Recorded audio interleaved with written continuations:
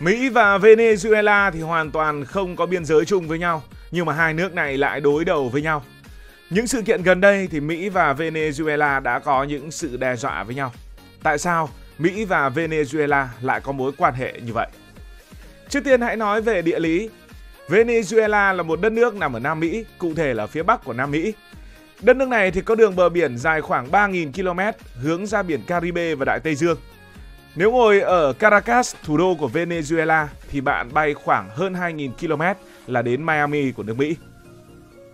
Về mặt diện tích, Mỹ là đất nước lớn thứ 3 trên thế giới, sau Nga và Canada, với diện tích hơn 9,8 triệu km vuông, chiếm gần 7% diện tích toàn cầu, nghĩa là lãnh thổ trải dài từ Đại Tây Dương sang Thái Bình Dương, lại có cả Alaska và Hawaii.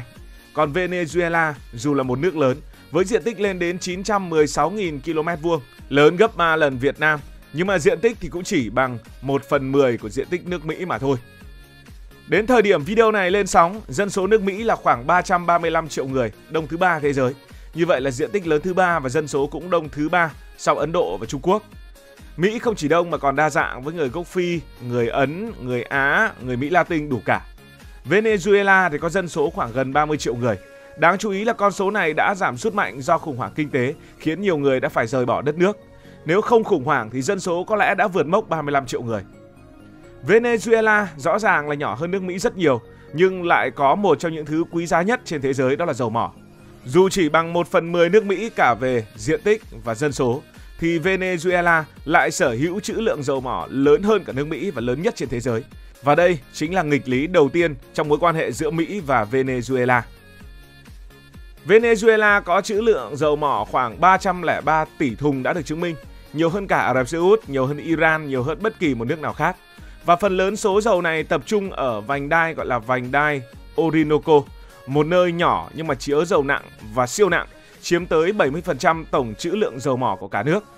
Nghe rất hoành tráng nhưng chớ trêu thay, dầu của Venezuela lại khó khai thác và tốn kém chi phí lọc, trong khi quốc gia này lại thiếu vốn và thiếu công nghệ hiện đại, nhất là từ khi bị Mỹ trừng phạt.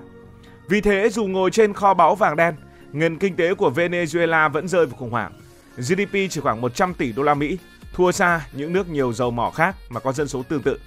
Nếu so sánh vui thì mỗi người dân Venezuela đang ngồi trên khoảng 10.000 thùng dầu, nhưng nhiều người lại phải rời bỏ đất nước đi bởi vì siêu lạm phát và thiếu thốn hàng hóa. Đây chính là nghịch lý mà người ta gọi là lời nguyền dầu mỏ. Có của cải khổng lồ nhưng lại không thể biến nó thành thịnh vượng. Venezuela thì trông ra biển Caribe, và với Mỹ, vùng Caribe từ lâu được coi là sân sau của nước này.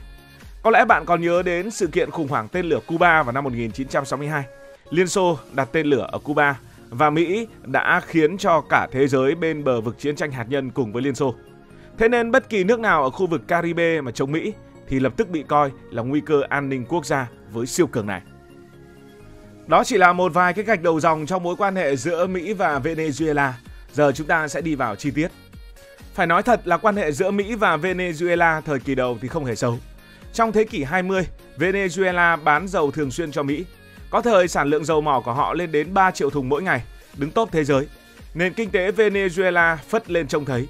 Thủ đô Caracas của họ được gọi là Paris của Nam Mỹ. Danh xưng Paris của một khu vực nào đó thường được dành cho những thành phố phát triển, hoa lệ và rất đẹp. Mỹ thì khỏi nói, vừa có nguồn cung dầu ổn định và gần, vừa dễ kiểm soát. Những tập đoàn dầu khí của Mỹ ví dụ như là ExxonMobil hay là Chevron ăn nên làm ra ở đất nước Venezuela. Nhưng câu chuyện cơm lành canh ngọt giữa hai nước không kéo dài lâu. Đến cuối thế kỷ 20, người dân Venezuela bắt đầu bất mãn vì dầu thì nhiều mà dân thì vẫn nghèo. Lợi nhuận chủ yếu chảy vào túi giới tư bản và giới tinh hoa.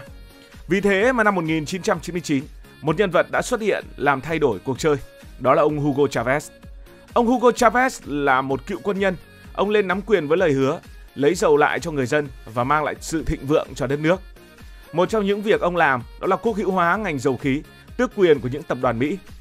Ông cũng dùng dầu để lấy lòng những nước láng giềng, ví dụ như là bán rẻ cho Cuba, tặng dầu cho những nước nghèo trong khu vực. Với nguồn thu khổng lồ từ dầu mỏ, ông Hugo Chavez đã khởi động hàng loạt những chương trình xã hội, xây nhà cho người nghèo, mở rộng y tế miễn phí và phát triển giáo dục. Nhờ đó tỷ lệ nghèo giảm mạnh trong giai đoạn đầu và ông được đông đảo người dân nghèo coi là người hùng của họ. Tất nhiên, Mỹ cảm thấy không hài lòng với điều này. Dưới thời của ông Hugo Chavez, Venezuela được nhiều người ca ngợi bởi vì những người dân bây giờ bắt đầu có tiếng nói. Nhưng cũng từ đây bắt đầu hình thành sự lệ thuộc gần như tuyệt đối vào dầu mỏ. Cộng thêm việc quản lý yếu kém thì khi mà giá dầu leo dốc, nền kinh tế của Venezuela đã khủng hoảng nặng. Quốc hữu hóa là một phần và đó chỉ là phần nổi của một tảng băng chìm. Đó chính là sự đối nghịch về chính trị và ý thức hệ giữa hai nước. Sau khi ông Hugo Chavez qua đời vào năm 2013, quyền lực của ông được chuyển giao cho người kế nhiệm là ông Nicolas Maduro. Khác với ông Hugo Chavez, một người có khả năng diễn thuyết lôi cuốn, tạo dựng hình ảnh người hùng của người dân, ông Maduro vốn xuất thân là một lái xe buýt, bước vào chính trị nhờ làm công đoàn rồi trở thành bộ trưởng ngoại giao. Thiếu sức hút hơn, ông Maduro không thể duy trì được sự ủng hộ mạnh mẽ như thời của ông Chavez. Ngay khi ông vừa lên nắm quyền, kinh tế Venezuela bắt đầu trượt dài. Năm 2014, giá dầu thế giới rơi tự do từ trên 100 đô một thùng xuống còn khoảng 40 đến 50 đô một thùng. Đây là một đòn chí mạng bởi 95% nguồn thu ngoại tệ của Venezuela đến từ dầu mỏ. Ngành dầu khí vốn là xương sống thì nay xương sống ấy đã bị gãy, khiến toàn bộ nền kinh tế của Venezuela sụp đổ theo. Từ một quốc gia được coi là giàu có bậc nhất Nam Mỹ, Venezuela rơi thẳng xuống hố sâu của khủng hoảng. Tình trạng quản lý yếu kém cũng ngày càng tràn lan và nó khiến mọi thứ tệ hơn. Hàng hóa khan hiếm, siêu thị trống trơn, người dân phải xếp hàng dài để mua nhu yếu phẩm. Thuốc men, bệnh viện đồng loạt phải đóng cửa hoặc cầm chừng. Đồng Bolivar mất giá thảm khốc, gần như thành tờ giấy lộn. Năm 2019, lạm phát ở Venezuela đạt mức 10 triệu %, một con số không tưởng và khó tin. Điều này có nghĩa là giá cả có thể tăng gấp đôi chỉ trong vài ngày. Một ổ bánh mì đơn giản có thể đắt hơn lương cả tháng của một người công nhân. Trong tuyệt vọng, nhiều người còn dùng tiền giấy để làm những đồ thủ công mỹ nghệ, gấp thành giỏ, túi xách bởi giá trị sử dụng của nó, tức là những cái đồ được chế từ tiền giấy còn cao hơn giá trị của đồng tiền. Khủng hoảng kinh tế thì cũng dẫn đến khủng hoảng xã hội, những cuộc biểu tình đã nổ ra. Đồng thời một làn sóng di cư khổng lồ đã bùng phát, khoảng 7 triệu người Venezuela, tương ứng với khoảng 1/4 dân số đã rời bỏ quê hương, vượt biên sang Colombia, Brazil hoặc tìm đường xa hơn đến châu Âu hoặc là Mỹ. Đây là một trong những cuộc khủng hoảng di cư lớn nhất thế giới trong thế kỷ 21. Trong bối cảnh ấy, cuộc bầu cử tổng thống năm 2018 của Venezuela trở thành tâm điểm tranh cãi. Ông Maduro đã đắc cử, nhưng tiến trình bầu cử đã bị phía Mỹ chỉ trích gay gắt. Mỹ cùng một số quốc gia phương Tây không công nhận ông Maduro là tổng thống hợp pháp. Khi tình hình đang căng thẳng, lại nói về chuyện quan hệ chính trị, thì một nhân vật khác đã xuất hiện, đó là ông Juan Guaido, chủ tịch quốc hội do phe đối lập kiểm soát. Ông đã từng đứng giữa quảng trường Caracas, giơ tay tuyên thệ trở thành tổng thống lâm thời của Venezuela dựa theo điều khoản hiến pháp cho phép chủ tịch quốc hội nắm quyền trong trường hợp ghế tổng thống bị bỏ trống do gian lận bầu cử. Và đây tiếp tục là sự tranh cãi, có gian lận thật hay không. Sự kiện này gây chấn động. Mỹ, Canada và một số nước khác ngay lập tức đã công nhận ông Guaido.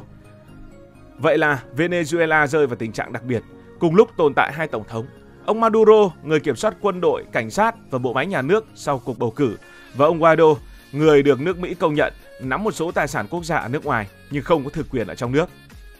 Cuộc đối đầu này đã biến Venezuela trở thành một chiến trường địa chính trị và Venezuela với Mỹ tiếp tục cạch mặt nhau. Mỹ và phương Tây ủng hộ phe đối lập tung ra những biện pháp trừng phạt nặng nề, trong đó có việc đóng băng tài sản của công ty dầu khí PDVSA ở nước ngoài. Đây là một công ty của Venezuela và trao quyền quản lý cho phe của ông Guaido.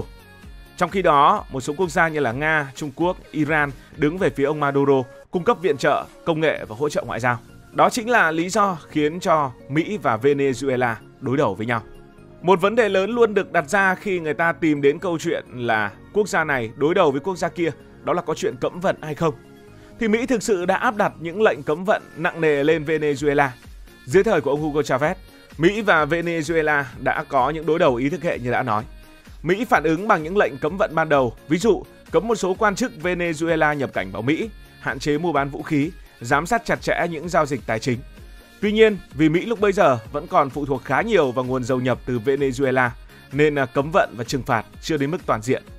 Nhưng khi ông Maduro lên nắm quyền, tình hình leo thang.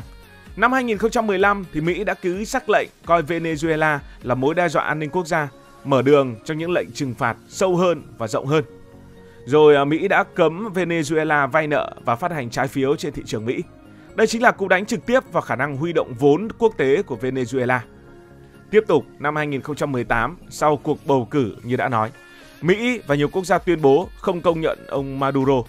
Các lệnh trừng phạt dầu mỏ được tung ra siết chặt hơn bao giờ hết. Đỉnh điểm là việc đóng băng toàn bộ tài sản của tập đoàn dầu khí quốc doanh Venezuela như đã đề cập. Mỹ cũng cấm nhập dầu thô Venezuela, đồng thời cho phép phe đối lập kiểm soát một phần tài sản bị phong tỏa. Đó là một đòn chí mạng vì dầu chiếm tới, một lần nữa lại phải khẳng định, 95% nguồn thu ngoại tệ của Venezuela. Sau sự kiện Nga-Ukraine vào năm 2022, thị trường năng lượng thế giới đã biến động dữ dội. Mỹ vốn cấm nhập dầu Nga nên buộc phải nhìn lại Venezuela một chút. Họ bắt đầu nới lỏng một phần lệnh cấm vận, cho phép một số hoạt động trao đổi dầu được thực hiện trở lại, ví dụ đổi dầu lấy lương thực. Tuy nhiên, lệnh cấm vận toàn diện vẫn chưa được gỡ bỏ và Mỹ vẫn chưa công nhận ông Maduro là tổng thống hợp pháp. Vậy là bạn đã hiểu tại sao Mỹ, Venezuela lại đối đầu với nhau. Cảm ơn vì đã quan tâm theo dõi câu chuyện này. Nếu cảm thấy thú vị, bạn có thể nhấn nút đăng ký kênh, bật chuông thông báo và chia sẻ. Còn bây giờ thì xin được nói lời chào, tạm biệt. Cảm ơn các bạn đã dành sự đồng hành cùng Hải Thanh Story. Đi qua những vùng đất, khám phá những điều mới.